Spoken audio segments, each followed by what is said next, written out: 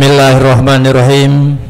Assalamualaikum warahmatullahi wabarakatuh.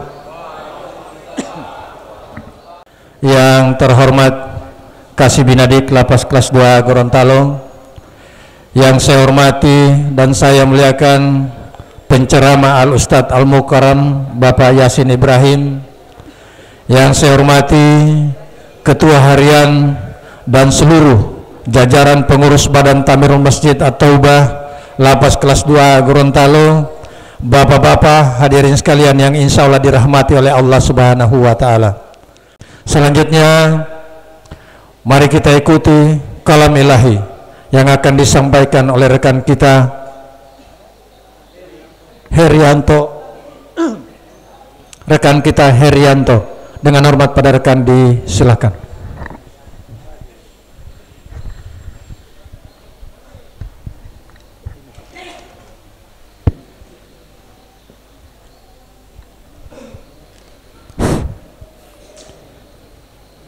Assalamualaikum warahmatullahi wabarakatuh.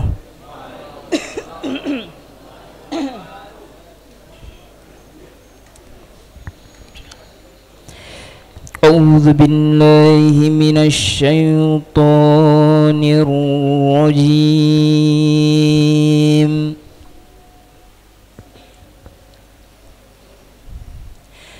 Bismillahirrahmanirrahim.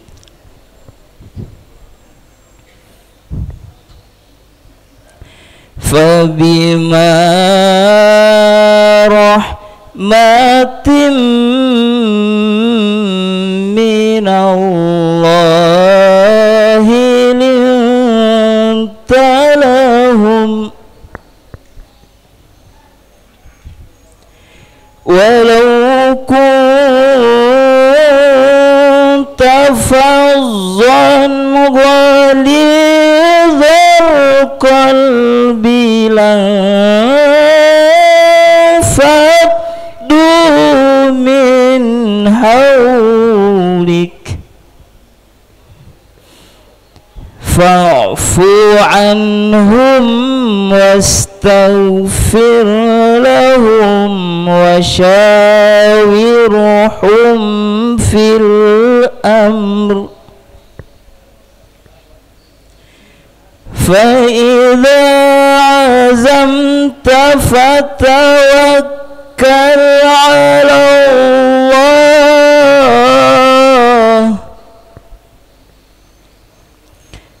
إن الله يحب المتوكلين.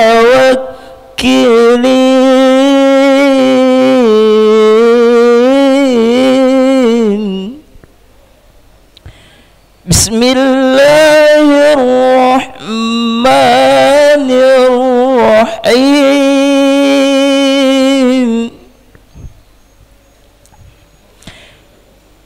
Wa idh ta'adzana rabbukum la in syakartum la azidannakum wala in kafartum inna azabi lasyadid. Sadaqallahul azim. Assalamualaikum warahmatullahi wabarakatuh.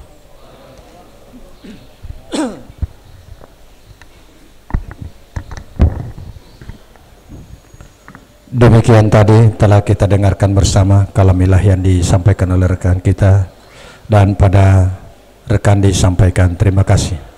Bapak-bapak hadirin sekalian yang kami hormati, selanjutnya mari kita ikuti sambutan dan arahan Kasih Binadik Lapas Kelas 2 Gorontalo. Dengan hormat pada Bapak disilakan.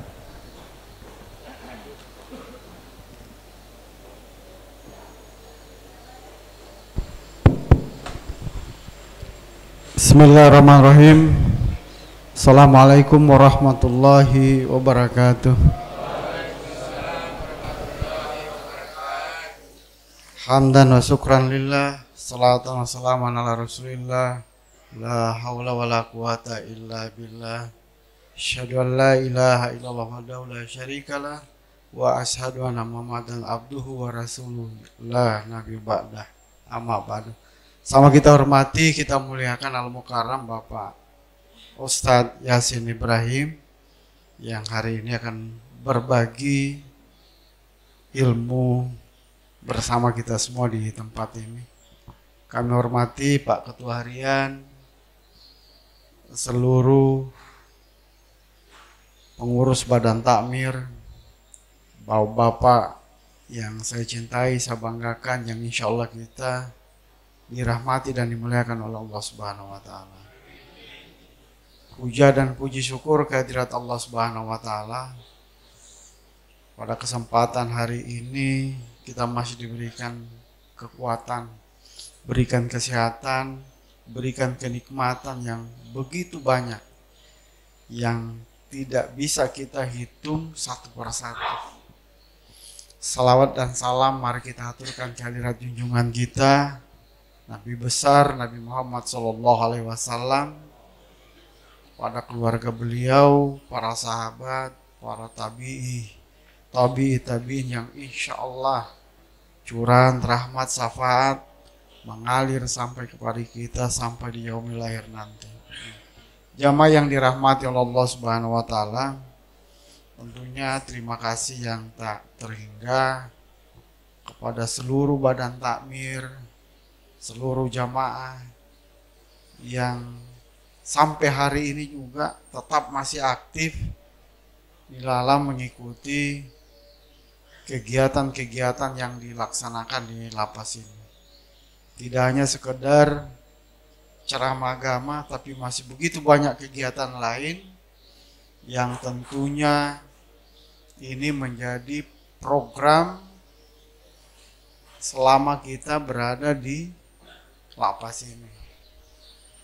Namun program-program ini diharapkan tidak hanya menjadi konsumsi ketika berada di dalam lapas, namun ketika berada juga di luar lapas, ketika berada di tengah-tengah masyarakat yang luas, di tengah-tengah masyarakat yang kecil artinya keluarga, ini tetap berkelanjutan.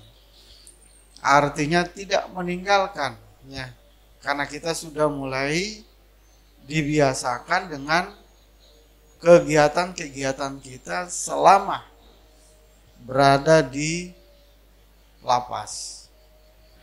Lapas jangan dijadikan sebagai bentuk penghukuman. Ya. Kalau kita jadikan sebagai bentuk penghukuman, tentunya perjalanannya akan terasa sangat panjang. Perjalanannya akan terasa begitu menyiksa. Namun kalau lapas kita jadikan sebagai tempat kita menempah diri, ya, menempah batin kita, maka apapun itu kita akan syukuri semuanya, dan itu kemudian akan menjadi ringan di dalam perjalanan kita ketika berada di lapas ini. Jadi bisa dicernalah dari dalam diri. Jadi kita introspeksi, kita lihat, kita baca, ya. Kalau kita jadikan lapas itu sebagai penghukuman, panjang. Tidak usah bawa bapak yang baru. Orang mau bebas saja 1 bulan saja, kalau dia pikirkan lapas itu sebagai bentuk penghukuman, maka rasanya panjang. Tidak usah lagi 1 bulan. Tinggal besok mau bebas, 1 malam dia tidak bisa tidur. Ya, tapi kalau dia gunakan sebagai bentuk syukurnya dia, bentuk sujudnya dia kepada Allah Subhanahu wa taala, 1 malam itu terasa singkat karena dia akan tahajud. Cepat sekali waktu ini berlalu. Ya. Kita baru ketemu hari Senin kemarin. Ini hari Senin juga kita sudah berjumpa lagi di tempat ini. Kita baru jumpa hari Kamis kemarin. Ya. Kemarin bulan September, sekarang Oktober sudah mau selesai lagi. Paling kan jamaah bilang, coba Pak rasa dulu. Saya rasa, saya 32 tahun di lapas. Jadi nggak usah bilang rasa dulu. So rasa, ya 30 tahun lebih. Walaupun jaga pulang, Pak. Ya, pagi pulang malam. Jadi so rasa ini, Pak. Tapi kalau kita nikmati semua itu, ya, kita jadikan sebagai ladang ibadah kita, ya, ladang untuk menanam amal-amal kita, maka itu tidak menjadi beban dan tidak menjadi berat. Saya kira mungkin itu dari saya. Nanti selanjutnya ada Pak Ustadz yang akan memberikan pencerahan bagi kita semua. Mohon maaf bila ada kurang, bila ada yang menyebabkan yang tidak kena di hati, ya semata-mata kami sebagai manusia biasa yang tentunya masih banyak kehilapan. Wabillahi taufiq wal hidayah. Assalamualaikum warahmatullahi wabarakatuh.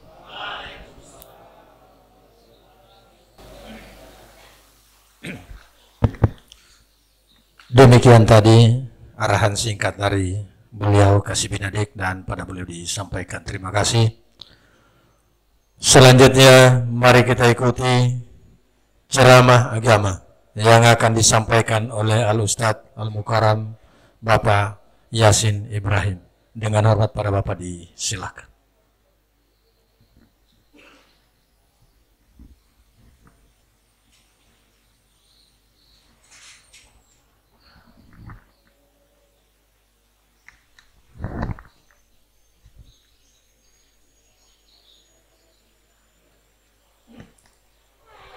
أعوذ بالله من الشيطان الرجيم بسم الله الرحمن الرحيم السلام عليكم ورحمة الله وبركاته.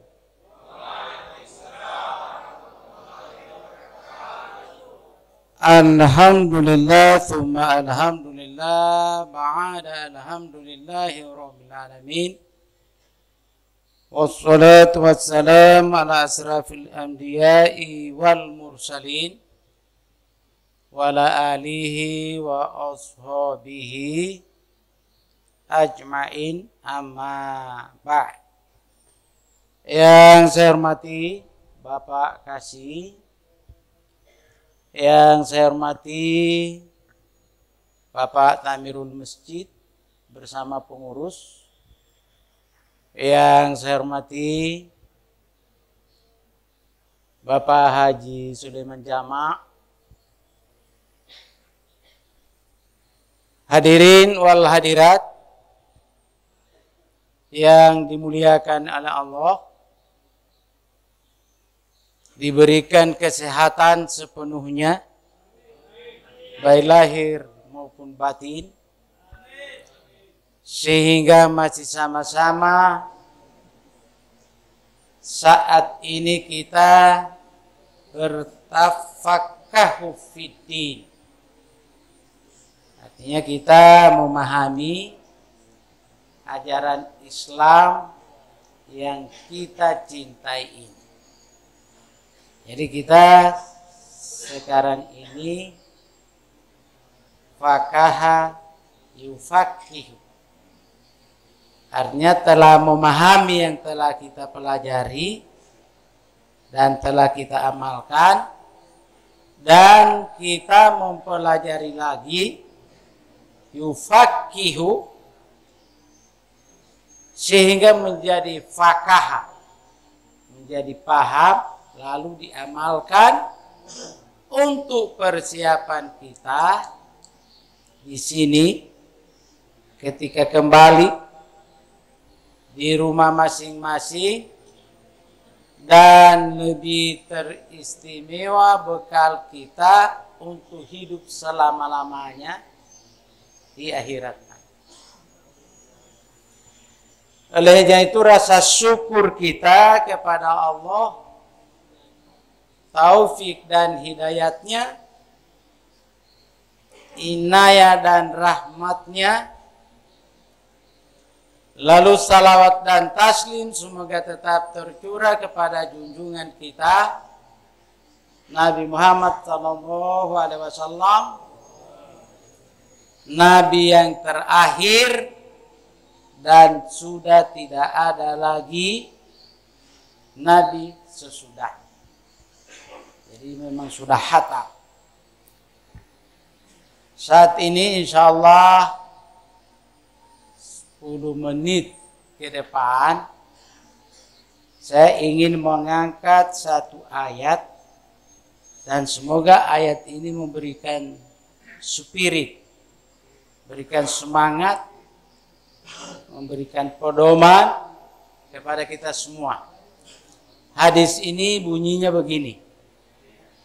Kun hakiman. Jadilah kamu-kamu pembantu zaman.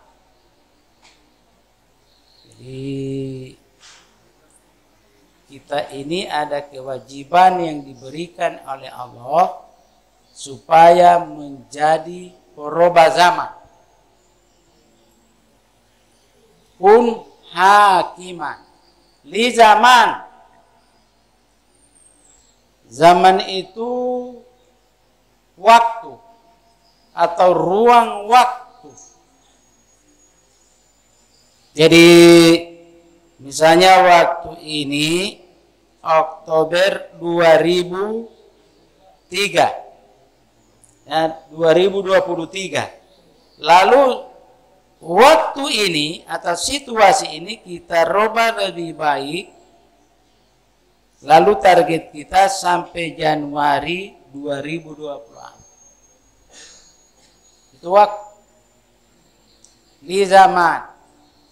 Jadi ini perintah. Lalu ada larangan. Larangannya wala takun mahkuma ilaih. Dan jangan kamu dibontuh oleh zaman. Artinya dibontuh oleh zaman itu dipengaruhi oleh zaman. Dipengaruhi oleh situasi. Dan situasi yang dimaksud oleh Nabi, situasi yang tidak baik. Jadi kita ada dua kewajiban. Kewajiban pertama membantu zaman. Kewajiban yang kedua tidak terpengaruh dengan zaman. Maksudnya zaman yang buruk. Kalau zaman itu zaman yang baik, untuk menambah kebaikan kita, kita terima. Tapi kalau zaman itu tidak baik, kita tolak. Saya beri contoh untuk memperbaiki zaman setelah memperbaiki diri. Misalnya kalau ada satu lingkungan tidak aman melewat di situ karena banyak preman, tukang pukul, tukang bunuh.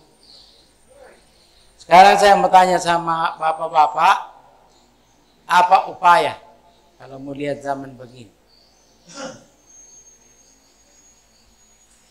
Kalau bapak, kalau ada zaman situasi itu kan pokoknya tidak aman lah. Menurut bapak bagaimana? Kalau kita mau manggil polisi, kita panggil polisi untuk menjaga di tempat itu zaman tidak berubah. Kenapa zaman itu tidak berubah? Sepanjang polisi ada, aman. Tidak ada polisi, tidak aman. Itu zaman itu tidak aman sebenarnya. Kalau mau mempengaruhi zaman kita pengaruhi seperti zaman kita jadi baik, pakai ilmu sosiologi. Panggil yang geng-geng itu aja berdialog. Kalau dia menjadi geng akibat kekurangan ekonomi, panggil teman kita yang konglomerat lalu beri modal dia. Jadi seluruh yang berpengaruh di geng-geng itu, kalau jadi baik, lingkungan itu baik. Dan perintah Nabi begitu. Jadi sebenarnya kalau zaman itu sudah bagus, polisi itu tinggal perangkat kelengkapan negara.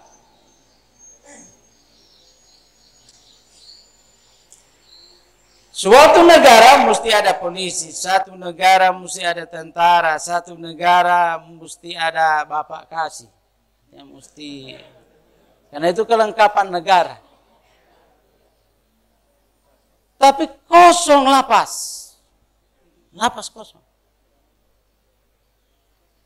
Itu zaman yang kita jaga. Saya pergi di Pinogu, puskesmas kosong. Lalu saya tanya pada kepala lingkungan di situ, kenapa ini puskes kosong, sunyi-sunyi? Nanti jam-jam 10 baru orang datang kamar. Ya tidak ada yang berobat, Ustaz. Ini sehat-sehat orang Pinogi.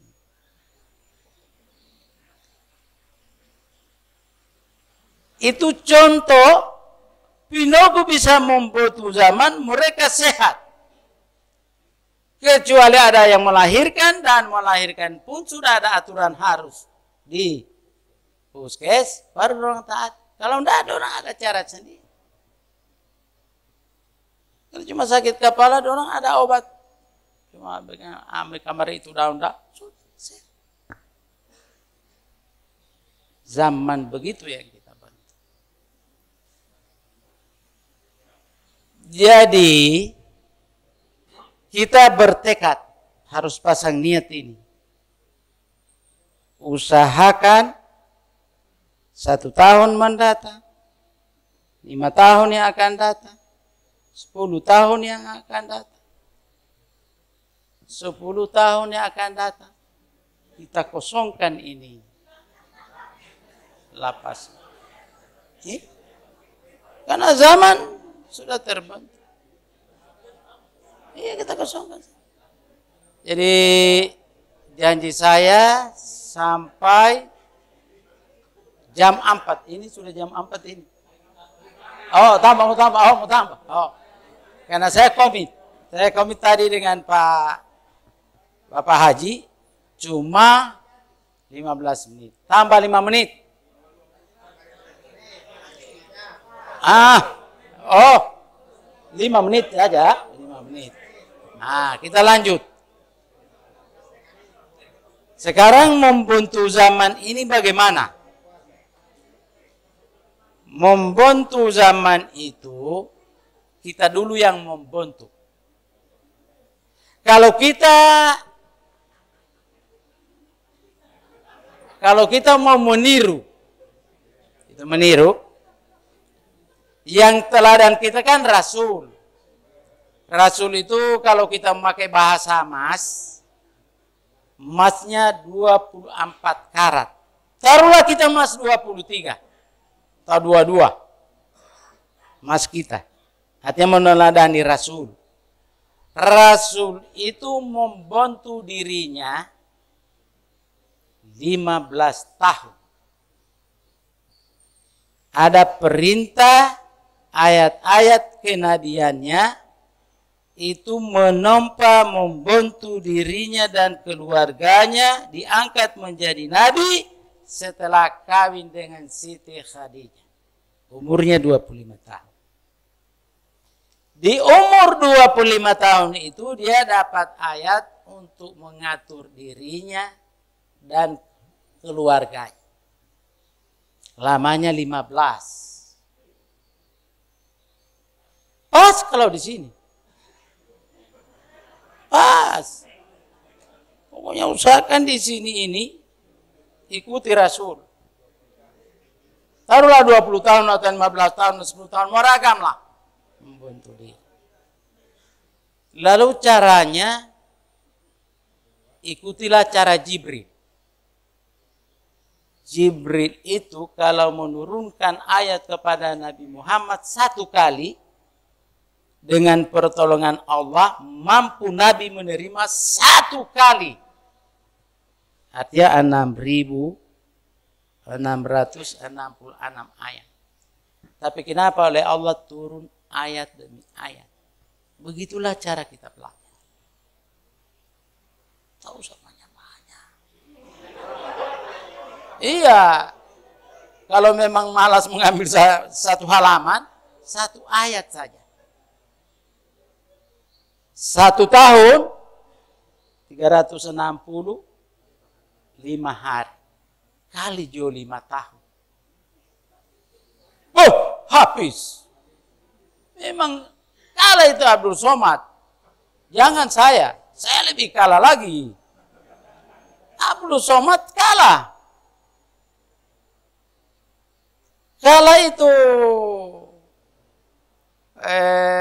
Kiai Zainuddin MZ almarhum kalah.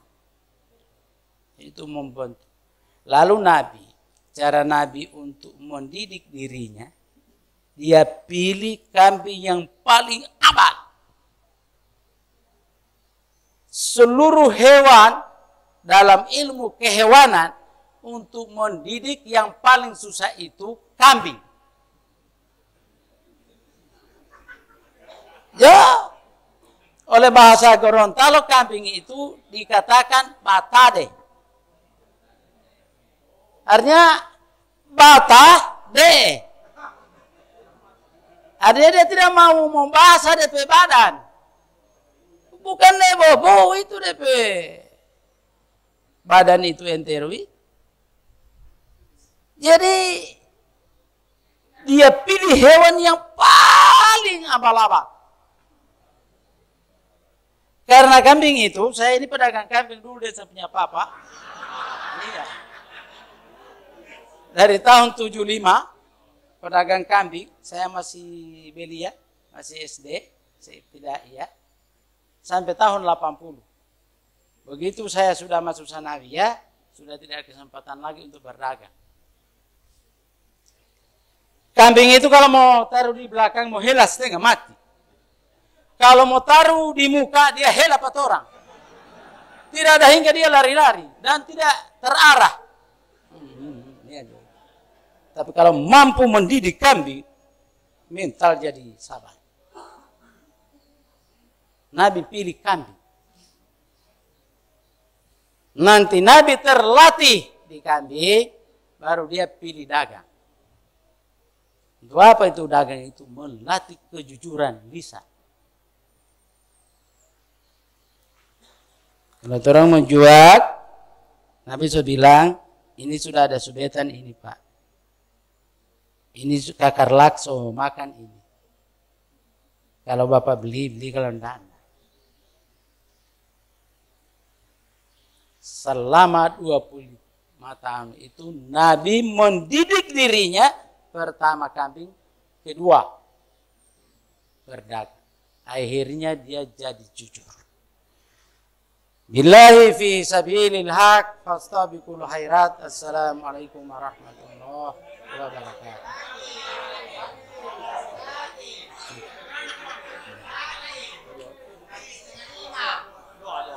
Oh, doa. Mari kita berdoa. A'udzubillahi minasyaitonirrajim. Bismillahirrahmanirrahim. Alhamdulillahi rabbil alamin. Ar-Rahmanir-Rahim, Maliki Yaumiddin, Iyyaka na'budu wa iyyaka nasta'in, ihdinas siratal mustaqim, siratal ladzina an'amta 'alaihim ghairil maghdubi 'alaihim waladdallin. Amin. Ya Allah, redailah pertemuan kami ini dan muliakan kami di sini semua ya Allah, dan seluruh keluarga kami di rumah dan seluruh umat Islam, Muslim laki-laki dan Muslim perempuan, dan seluruh manusia yang ada di bumi dan segala isinya ya Allah. Ya Allah, berikanlah kami petunjuk dan hidayah-Mu ya Allah. Karena kami yakin seyakin-yakinnya, jikalau Engkau putus untuk memberikan hidayat dan taufik-Mu, maka kami yakin terjerumus kepada larangan-larangan-Mu ya Allah. Ya Allah, angkat derajat kami ya Allah, beberapa derajat, dan Engkau yang paling tahu berapa tingkatannya ya Allah. Ya Allah, datangkanlah rizki yang halal kepada kami, dan rizki yang halal yang sesungguhnya kami tidak menduga sebelumnya ya Allah. Ya Allah, ampunilah seluruh kesalahan kami ya Allah, dan hapuskan catatan kesalahan kami ya Allah, sehingga ketika kami memasuki surga yang Engkau sediakan, surga yang paling mulia, surga Firdaus, maka catatan amal yang buruk bagi kami Engkau telah hapus ya Allah. Allahumma ghafir lil mu'minina wal mu'minat wal muslimina wal muslimat al ahya'i minhum wal amwat innaka qaribun mujibud da'wat ya qadiyal hajat. Rabbana atina fid dunya hasanah fil akhirati hasanah wa qina adzaban nar wa qina adzaban nar wa qina adzaban nar. Wa sallallahu ala Muhammadin wa ala alihi wa ashabihi ajmain. Alhamdulillahi rabbil alamin.